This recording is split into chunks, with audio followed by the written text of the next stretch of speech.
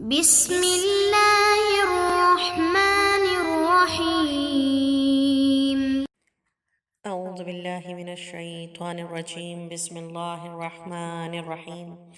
الحمدللہ الذی جعل کمال دینہ و تمام نعمتہ بولایت امیر المؤمنین علی بن ابی طالب علیہ السلام۔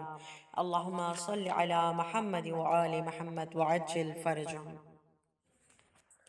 پوچھتے ہو حق سے کیا رشتہ ابو طالب کا ہے؟ پوچھتے ہو حق سے کیا رشتہ ابو طالب کا ہے؟ حق علی ہے اور علی بیٹا ابو طالب کا ہے۔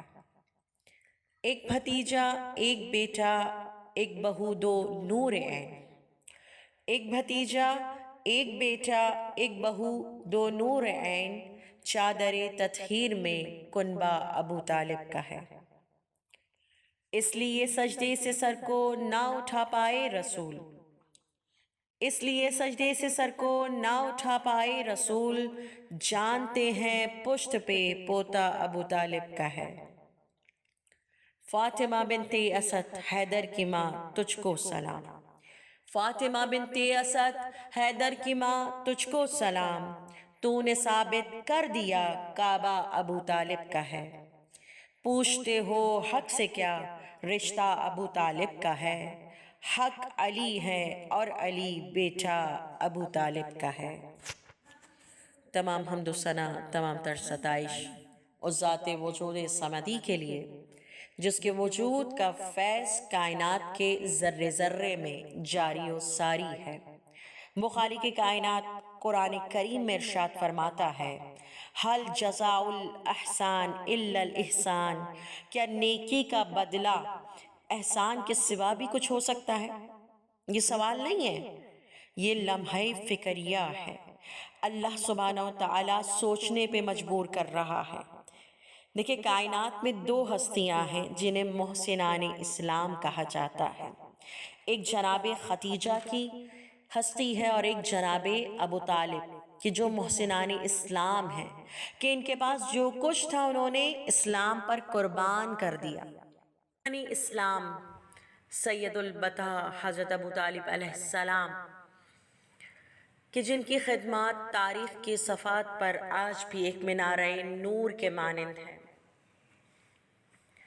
بعد وفات حضرت ابو طالب علیہ السلام کی کہ آپ کے فرزند حضرت امیر المومنین علی بن ابی طالب نے محافظ اسلام و بانی رسول اسلام کی حیثیت سے اپنے والد بزرگوار کی ذمہ داری کو اپنی آخری سانس تک ادا کیا۔ اسلامی جنگوں میں ہزاروں سرمایان عرب تیغ امیر المومنین سے واصل جہنم ہوئے۔ یہی وجہ تھی کہ پہلے تو حضرت ابو طالب اور بعد میں مولا کائنات حضرت علی بن ابی طالب کے خون کے پیاسے ہو گئے۔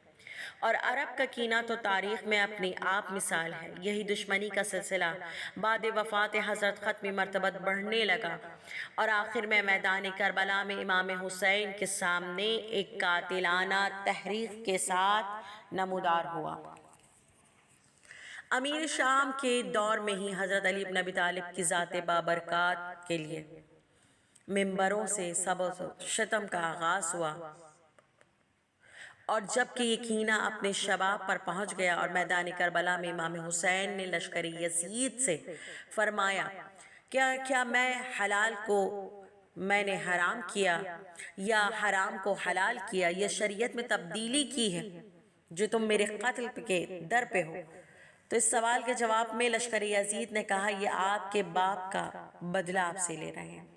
اور اس کے بعد دربار شام میں یزید کے سامنے اہل بیت اطہار قیدیوں کی صورت میں پیش کیے گئے تو یزید کے وہ اشعار کے جو کہ اہل بیت کی موجودگی میں کہا، کاش میرے بدر و احد کے اجداد ہوتے تو دیکھتے کہ میں نے آل محمد سے کیا انتقام لیا ہے۔ یہ اشعار اسلام دشمنی کا ثبوت ہیں، اور آج اسی کے ماننے والوں کا نعرہ ہے کہ علی علیہ السلام کے آثار کو مٹا دو، اور ساتھ ساتھ حضرت ابو طالب کے ایمان کو بھی مشکوک بنا دو، تاکہ آئندہ بھی اس بغض و عداوت کا سلسلہ جاری رہے اور اسلام اپنے حقیقی روپ میں کبھی دنیا کے سامنے نہ آنے پائے۔ روضۃ الواعظین کی روایت ہے، جس کو کتاب حیات ابو طالب میں بھی میاں خالد صاحب حنفی نے بھی نقل کیا کہ جناب جابر کہتے ہیں کہ رسول خدا صلی اللہ علیہ وسلم نے فرمایا حضرت علی کی ولادت سے قبل ایک مرد مجاہد و راہب رہا کرتا تھا، زہد و عبادت میں اس کا شعرہ تھا۔ 190 سال تک اس نے خدا کی عبادت کی اور اپنے واسطے کوئی حاجت خدا سے طلب نہ کی۔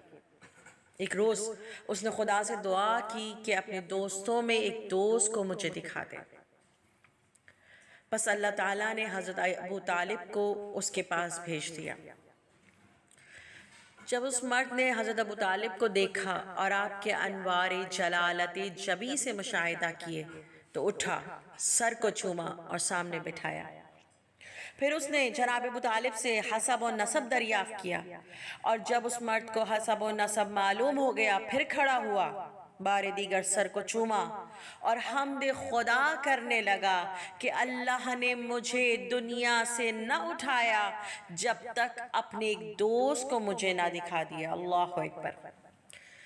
حضرت ابو طالب کا ایک مشہور قصیدہ جس کے چند شعر میں آپ کے سامنے پیش کروں گی، جس میں حضور کی سچائی کی گواہی، معجزے کا اقرار، تصدیق نبوت، دین کی سچائی کی گواہی، دین محمدی کو ادیان عالم میں سب سے بہتر سمجھتے تھے، محمد صلی اللہ علیہ وسلم کو کہ جو دشمن تھے ان کو وہ للکارا کرتے تھے کہ حضور کی سچائی کی گواہی میں کیا کہا، یقیناً قریش والے یہ بھی جان چکے ہیں کہ ہمارا فرزند محمد صلی اللہ علیہ وسلم ہمارے نزدیک جھٹلایا ہوا نہیں ہے، اور وہ تو باطل بات کبھی کہتا ہی نہیں ہے۔ نبی کے معجزے کا اقرار کس طرح کیا؟ کہا محمد صلی اللہ علیہ وسلم ایسا مبارک ہے جس کی طفیل بارش ہوتی ہے، وہ یتیموں اور بیواؤں کا والی وارث ہے۔ دین کی سچائی کی گواہی کے لیے کہا، پس بندوں کے پالنے والی ذات نے اس کو محمد صلی اللہ علیہ وسلم کی امداد کی اور اپنے سچے دین کو جو جھوٹا نہیں ہے غلبہ عطا کیا۔ دین محمدی کو ادیان عالم میں سب سے بہتر سمجھتے تھے، فرماتے کہ میں خوب جانتا ہوں کہ محمد کا دین دنیا بھر کے ادیان سے بہتر ہے۔ اور پھر نبی کے دشمنوں کو للکارا کہ ہم محمد کی حفاظت میں جنگ سے بیزار ہونے والے نہیں ہیں، یہاں تک کہ خود جنگ ہم سے بیزار ہو جائے، جو آفت بھی آئے ہم اس کے متعلق شکایت کرنے والے نہیں ہیں۔ ایمانداری کی بات تو یہ ہے کہ ان کے تمام اشعار پڑھنے کے قابل ہیں اور ایک ایک لفظ محبت عقیدت میں ڈوبا ہوا ہے۔ اگر طوالت کا خوف نہ ہوتا تو تمام اشعار پیش کرتی، ان کے ایمان کو ثابت کرنے کے لیے یہ 5 شعر ہی کافی ہیں۔ اور جب امام محمد باقر علیہ السلام کے دور میں ایک شخص نے آ کر اس حدیث کے بارے میں سوال کیا جو ایمان ابو طالب علیہ السلام پر، تو آپ نے فرمایا کہ اگر ساری دنیا کا ایمان ایک پلے میں رکھا جائے اور دوسری طرف حضرت ابو طالب علیہ السلام کے ایمان کو رکھا جائے دوسرے پلے میں، تو ابو طالب کے ایمان کا پلہ بھاری رہے گا۔ اور پھر امام محمد باقر علیہ السلام نے فرمایا کیا تجھے معلوم نہیں کہ حضرت امیر المومنین اپنی زندگی میں حضرت عبداللہ، حضرت آمنہ اور حضرت ابو طالب کی طرف سے حج کرنے کا حکم دیا کرتے تھے اور اپنے بعد کے لیے وصیت بھی فرما گئے تھے۔ اور حضرت ابو طالب کا ایمان عام انسانوں کے ایمان سے مختلف حیثیت رکھتا ہے۔ لوگوں کا ایمان تقلیدی ہو سکتا ہے، لیکن ابو طالب کا ایمان عرفان و بصیرت کا نتیجہ تھا۔ لوگوں کا ایمان اپنے لیے ہوتا ہے، حضرت ابو طالب کا ایمان جہاد اور دفاع اور نصرت و امداد کے لیے تھا۔ ظاہر ہے کہ ایسے شخص کا ایمان جو ایک مرکزی شہر کا رئیس، ایک جان عربی خاندان کا ذمہ دار، صاحب عظمت اور جلالت اور مالک جاہ و حشم ہو، بڑی عظمت رکھتا ہے۔ جبکہ اگر ہم تاریخ پر نگاہ کریں تو مکے کی سرزمین پہ خدا کا گھر بھی موجود ہے، لیکن پہلی دعوت ذوالعشیرہ جو کہ دعوت اسلام تھی، دعوت توحید تھی، اس کے لیے پروردگار عالم نے جناب ابو طالب کے گھر کو منتخب کیا۔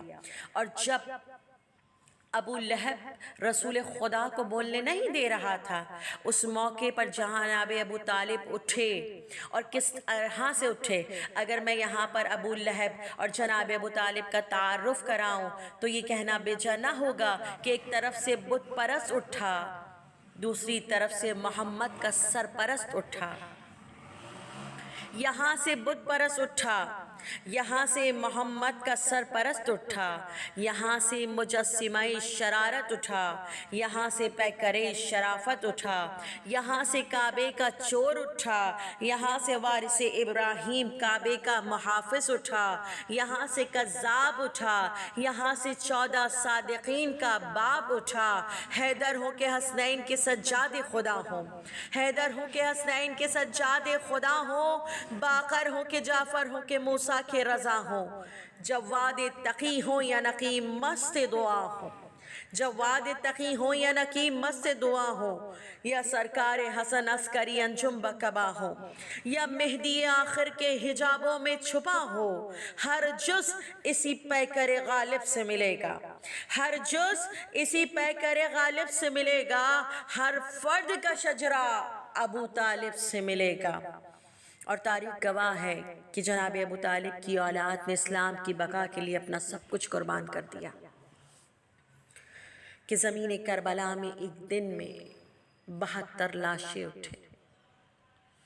فاطمہ کے لال کو اس طرح 3 دن کا بھوکا پیاسا ذبح کر دیا کہ 70 قدم سے بہن دیکھ رہی تھی اور شمر کا خنجر چل رہا تھا۔ بار الہ محمد اور آل محمد کے صدقے ہمیں دولت ایمان نصیب فرما اور ساری زندگی ایمان پر قائم رکھ اور وقت آخر ایمان سالم کے ساتھ اس دنیا سے اٹھا۔ ہمارا خاتمہ بالخیر فرما اور امام زمانہ علیہ السلام کی حقیقی محبت کو ہمارے دلوں میں جلوہ گر فرما۔ امام کی آواز پہ لبیک اطاعت میں سر تسلیم کرنے کی توفیق عنایت فرما اور امام زمانہ علیہ السلام کے ظہور میں تعجیل فرما۔ ربنا تقبل منا انك انت السميع العليم اللهم صل على محمد وآل محمد وعجل فرجہ۔ سبسکرائب کیجئے ذکر ٹی وی اور اس علم کے سفر میں ہمارے قدم کے ساتھ قدم ملائیے۔